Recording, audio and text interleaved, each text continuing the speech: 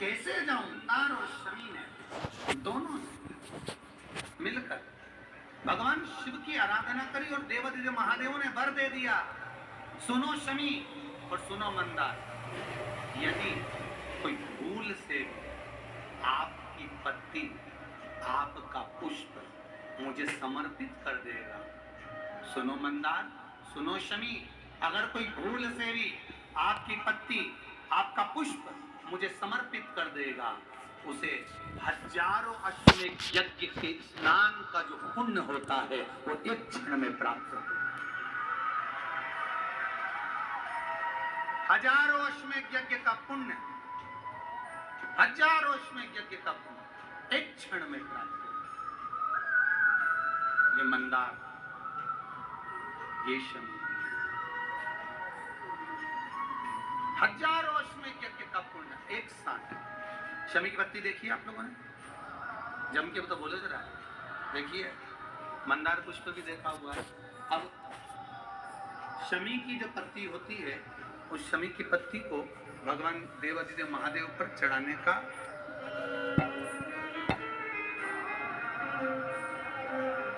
शमी की पत्ती जो होती है,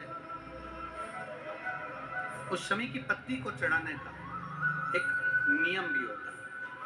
थोड़ा सावधानी से सुनना इस नियम को, जो आपके जीवन को सार्थक बना सकता है। शमी की पत्री को चढ़ाने का एक नियम है, बड़ा सुंदर नियम, आपके जीवन में उतारने रहे। महाराज, जब सारा श्रृंगार मेरे देवादिदेव महादेव का हो जाए, बहुत ध्यान से सुनना, ये प्रसंग आया नहीं पहले, आज अगर कुबेरेश्वर बाबा की पावन धरा पर यह प्रसंग निकला है तो उसको ध्यान से सुनिए। भाव, पत्ती, शमी की जो पत्ती होती है, उस शमी की पत्ती को कब, कैसे और कहां चढ़ाना चाहिए, और शमी की पत्ती का फल क्या होता है, वो भी अभी हम समझ लें उसको। शमी संपूर्ण स्नान भगवान का हो जाए, संपूर्ण स्नान, आप समझे उसको। जैसे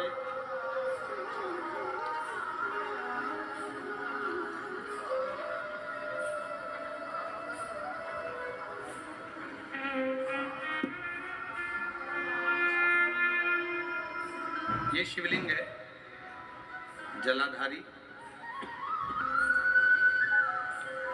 जल निकल कर जाने का स्थान, गणेश, कार्तिकेय, अशोक सुंदरी, जलाधारी मतलब माता पार्वती जी का हस्त कमल, शिवलिंग, शिव का स्वरूप, ऊपर जो जलाधारी लगी है उसमें से एक एक बूंद जो पानी नीचे गिर रहा है, जो पानी नीचे गिर रहा है, शिव जी की बेटियां जया, विषहरा, शामली बारी, दौतली, देव, शिव जी की पुत्री बेटी। अब जब देवादिदेव महादेव को शमी का पत्ता चढ़ाया जाता है, कब चढ़ाते हैं? जब आपने संपूर्ण जलाधारी को हाथ से साफ कर दिया हो, शिवलिंग पर जल चढ़ा दिया हो, शिवलिंग का पूरा श्रृंगार आपने कर दिया, संपूर्ण श्रृंगार मेरे देवादिदेव महादेव का हो गया, संपूर्ण श्रृंगार। बाबा को चंदन का लेपन, अबीर, गुलाल, अक्षत, बेलपत्र, धतूरा, जो भी तुम्हें चढ़ाना है सब कुछ तुमने चढ़ा दिया, सारा श्रृंगार मेरे देवादिदेव महादेव का हो गया। तब शमी की पत्ती को मां जगत जननी की जो जलाधारी है उस पर मात्र स्पर्श कराकर शिव के शिवलिंग पर आखिरी में समर्पित कर देना चाहिए, जिससे हमारी मन की जो कामना है वो मां जगत जननी देवादिदेव महादेव से उनके कानों में श्रवण कर। शमी पत्र का एक बात और स्मरण में रहे, शमी पत्र की बहुत एक बात और अपने स्मरण में लीजिएगा। शमी पत्र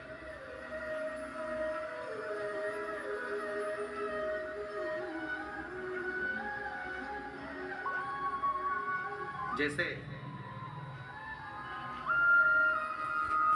शिवलिंग जलाधारी और स्थान। जब बहुत ज्यादा मात्रा में दरिद्रता होती है, बहुत ज्यादा मात्रा में बहुत कष्टमय जीवन, जैसे एक बहन ने अपने पत्र में लिखा है कि मैं हरियाणा साइड से आई हूँ, उन्होंने अपने पत्र में लिखा है मेरे को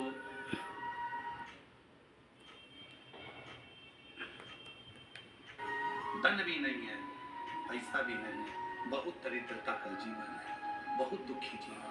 तब बेलपत्र और शमी पत्र का प्रयोग जरूर करके देखना।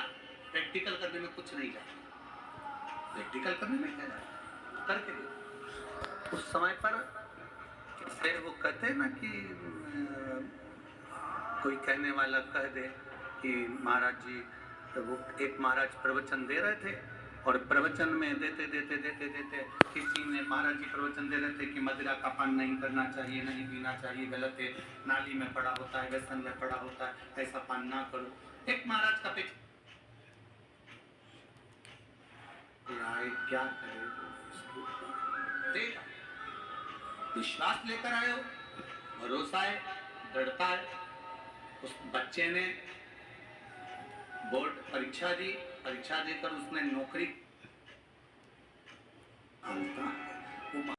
तब उस जगह पर आप एक बेलपत्र, जहां से जलाधारी बहती है उधर एक बेलपत्र, जहां जलाधारी के ठीक विपरीत की स्थिति है, और 7 शमी पत्र मेरे महादेव के ऊपर, केवल आपके हृदय की बात कहते हुए शमी पत्र और बेलपत्र इस तरह से समर्पित।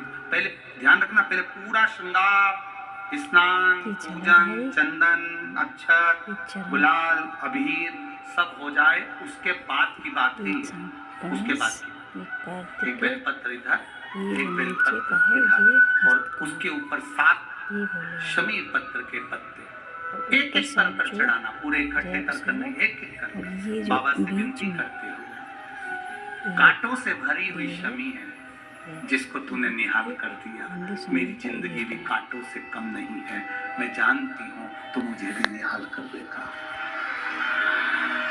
तू मुझे भी निहाल। खाली